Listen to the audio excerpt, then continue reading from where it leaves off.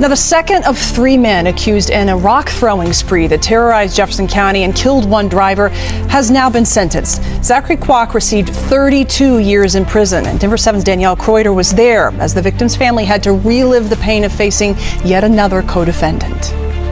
You can only imagine the emotions Alexa Bartell's family has had to deal with over the last 2 days, facing the 2 men who have pleaded guilty for being involved in Alexa's death and explaining to them the grief and loss they have to deal with every day. Since Alexa Bartell's tragic death, sadness has been a crushing constant for her family, but during Zachary Kwak's sentencing, that sorrow was matched by a deep, simmering anger.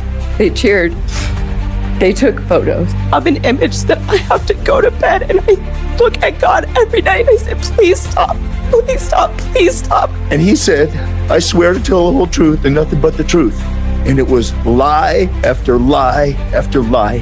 Kwak struck a deal with prosecutors to testify against his co-defendant. On the stand, he claimed he was in the truck that night but didn't throw any rocks. However, other testimony and evidence disputed that. The judge pointed it out directly in his remarks during sentencing. What I heard a lot of was some pretty carefully choreographed walking the line between saying he didn't throw, but accepting for sort of minimal pieces of the puzzle. Kwak had the final word in court just moments before learning his fate. I know she was a million things to a million different people, and I can see the full effects of what I've done. And I know that I cannot change it.